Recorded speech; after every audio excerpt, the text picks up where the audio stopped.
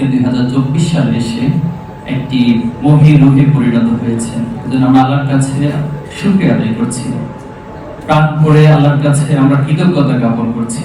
আলহামদুলিল্লাহ, আলহামদুলিল্লাহ। ইসলামী ছাত্র শিবির কেন প্রতিষ্ঠিত হয়েছিল এটা এক একজন এক একভাবে ব্যাখ্যা করে থাকেন, এবং এই প্রশ্নটা বর্তমান সময়ে এসে অনেক বেশি প্রাসঙ্গিক হয়েছে জুলাই বিপ্লবের পর ছাত্র জনতা সহ সারা বাংলাদেশের এবং সারা বিশ্বের মানুষের কাছে। আমাদের কর্মপদ্ধতিতে স্পষ্ট বলা হয়েছে যে আল্লাহর এই জমিনে সকল জুলুম এবং নির্যাতনের মূলোচ্ছেদ করে ভ্রাতৃত্ব ন্যায়ের সোদের উপর একটি সমাজ প্রতিষ্ঠার লক্ষ্যে ইসলামী ছাত্র শিবির প্রতিষ্ঠিত হয়েছে। এখন এখানে একটি প্রশ্ন দাঁড়ায় যে ছাত্র শিবির কি সমাজ প্রতিষ্ঠা করতে পারে?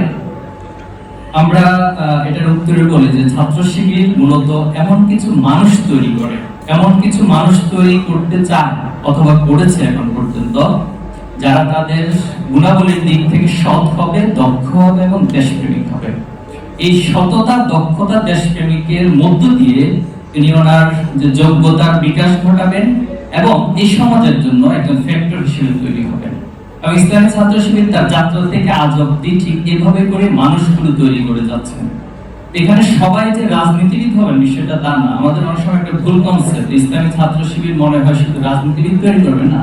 ইসলামী ছাত্র শিবির রাজনীতিবিদ যেভাবে তৈরি করবে, সমাজ সেবক যেভাবে তৈরি করবে, সেভাবে এই রাষ্ট্র পরিচালনার জন্য, এই সমাজ থেকে জুলুম নির্যাতনের মূলোচ্ছেদ করার জন্য সমাজের যতগুলো উইংস রয়েছে, একটা রাষ্ট্রের যতগুলো উইংস রয়েছে, সেখানে অর্থনীতি, সেখানে রাষ্ট্রের পররাষ্ট্রনীতি, রাষ্ট্রের ব্যবসা, সকল সেক্টরের এই ফ্যাক্টর মানুষগুলো তৈরি করবে, ক্রিম পার্সন গুলো তৈরি করবে। এই জন্য ইসলামী ছাত্র শিবির তার যাত্রা শুরু করে আজ অবধি তার কাজটা চালিয়ে যাচ্ছে। আলহামদুলিল্লাহ, আমরা যে নতুন বাংলাদেশ এবং যে বিপ্লব হয়েছে, আমরা জানি এই বিপ্লবের একটা বড় কনসেপ্ট ছিল বৈষম্যহীন এবং জুলুমহীন সমাজ ব্যবস্থা। আলহামদুলিল্লাহ, ইসলামী ছাত্র শিবির 1977 সালে যে লক্ষ্য এবং উদ্দেশ্য ঠিক করেছিল, আজকের দিনে এসে সেটা সকল ছাত্র জনতার কাছে প্রাসঙ্গিক হয়েছে এবং সকল ছাত্র জনতা ইসলামী ছাত্র শিবিরের সেই লক্ষ্য এবং উদ্দেশ্যের সাথে ঐক্যমত পোষণ করে একটি ফ্যাসিস্ট সরকারকে এই সমাজ থেকে, রাষ্ট্র থেকে উৎখাত করেছে। আলহামদুলিল্লাহ, আমরা সমাজ পরিবর্তনের জন্য বিভিন্ন সময় বিভিন্ন স্লোগান শুনি, বদলে যাও, বদলে দাও, আরো অনেক স্লোগান শুনি।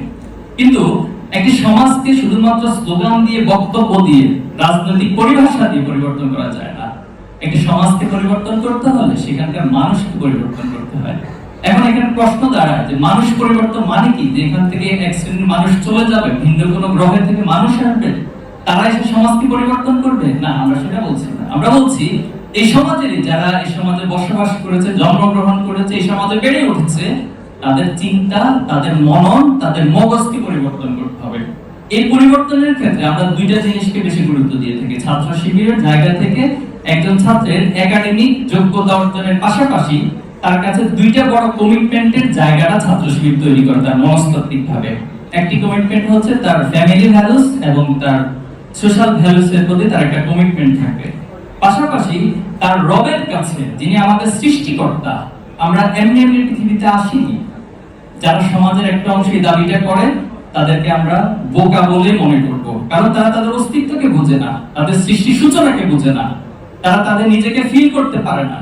এজন্য আমরা মনে করি যে রবের কাছে, সৃষ্টিকর্তার কাছে কমিটমেন্টের জায়গাটা যার মধ্যে তৈরি হবে, পাশাপাশি এই ফ্যামিলি ভ্যালুস এবং সোশ্যাল ভ্যালুস এর প্রতি যার কমিটমেন্টের একটা বদ্ধপরিকর জায়গা তৈরি হবে, তারাই মূলত এই সমাজকে এবং নিজেকে, নিজের চিন্তাকে, মননকে পরিবর্তন করতে পারবে।